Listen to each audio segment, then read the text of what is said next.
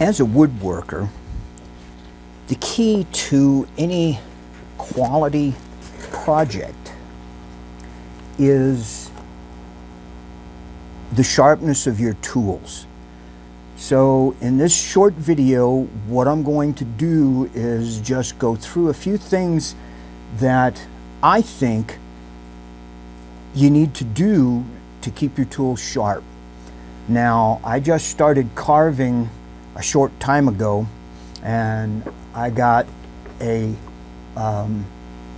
deluxe palm and knife set from Flexcut, and I also purchased the Flexcut Slip Strop.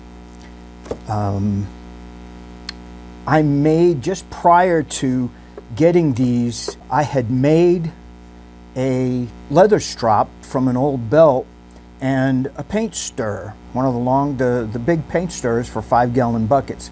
And what I did is I just cut the strap to length, used some contact cement, painted it on the board, painted it on the back of the leather, let it dry, and then adhered it back to the board. Then what I did is I took my scroll saw and just trimmed right along the edge of the board of the leather, so that I have a good edge. Now, there's a few different types of polishing rouge or polishing compound that you can purchase. I've had several different kinds. There's different colors for different types of material. What I found is the red and the white prior to getting the slip strop was what I liked to use. The red would be to clean it up and get some of the scratches out from sharpening, and then the white to give me a good fine hone on my knife. This knife right here is one that I made from a reciprocating saw blade. When I was growing up, they were called sawzalls, and the blade was a blade that was probably 9 inches long, and I cut it out, ground it down, and then I got the bevel that I wanted, and then started polishing. Then I started using the strop. I did use a file to get the angle that I wanted, and then after I ground it down, and then I used the strop to fine-tune the edge to get the edge razor sharp. Now, I still use this strop quite a bit. When I purchased this is the Slip Strop by Flexcut, and it has several different pieces for different shapes for your V-tools, your gouges, different size gouges. Also has a curve leather, and on the back side you've got a flat piece, plus you curve for the smaller gouges. It comes with a gold, I call it a rouge, but what I'm finding is I like the gold better than everything else that I've used so far. What to do, for example, with this, I just rub a couple of pieces on there, a couple of strokes down the leather, and then take my knife and go away from the edge of the blade, turn it over, and come back. Now, one thing that I've seen people do is they'll do this and then just roll the blade and come back. What you're doing is you're rolling your edge. This edge is super fine and it's super thin. So when you do, you go down, lift, and pull. Lift, pull, lift, push, lift. And what that does is that puts such a polished edge right along the fine part of that blade. So, and that hones the blade. And I'm trying to find a piece of scrap. Well, here's one of my wheels from one of my grandson's toys that didn't work, and I just I'm not hardly ever putting any pressure on that, and it's just shaving. If you can see, this is just a it's a curl. It's a super fine, super thin shaving of the wood, and that's what you want to be able to do with your knives. Shave the wood, not dig at it. With the slip strop, your different shapes, your gouges, it has a small, very small, small, medium, and large. Then you've got your biggest one right here for doing other gouges. Then you've got your V tool, it's 45 and then a 70. And to use this, you can already see I've used it, and I do quite a bit with it. Run the rouge polishing compound on both sides of the shape. On the round ones, just run it right over the top for your gouges, okay? And on the V tool, I try to run some right down the bottom edge right here. And I'll show you why I do that.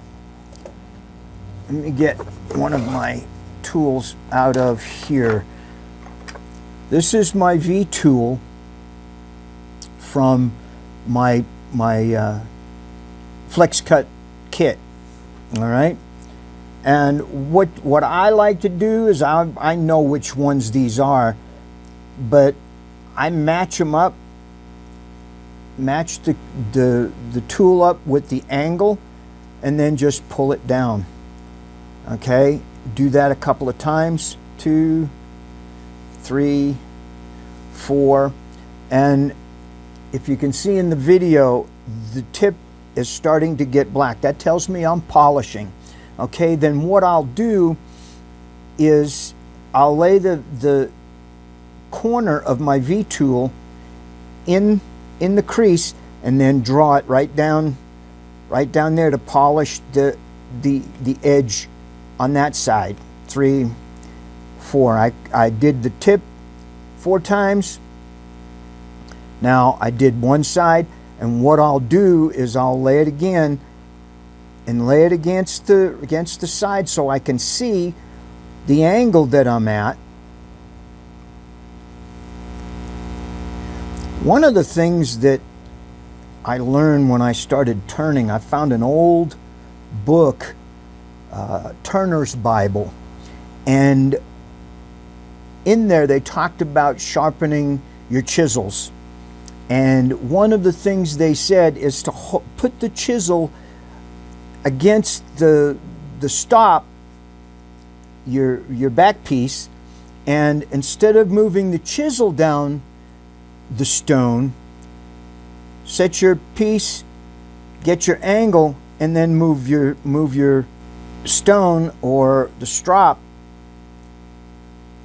up the angle.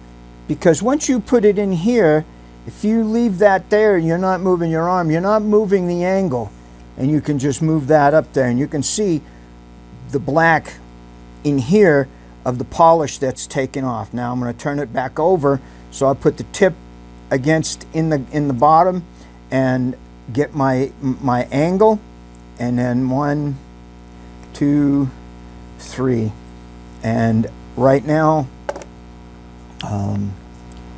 let's see, what can I use here? Well, I'll use the back of this just to give you an idea.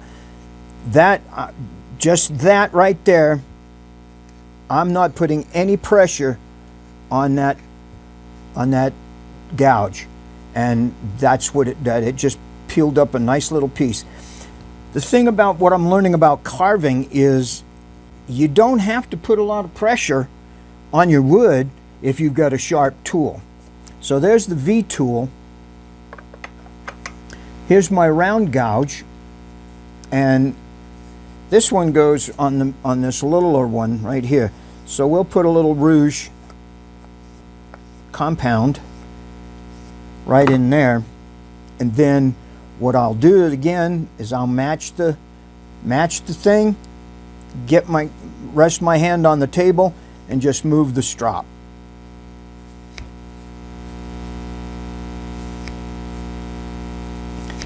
Okay, now I got, that's 3, then we'll turn it over. Now use the inside of this one, put a little bit of rouge in there, and then what I'll do normally here, because it doesn't fit perfect, I'll take it and just start at one corner and slowly pull and rotate it all the way around to the other corner.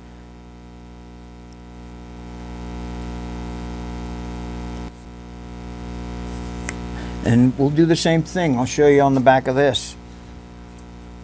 Now, no pressure, just the angle and the angle of the piece, it just curled that up.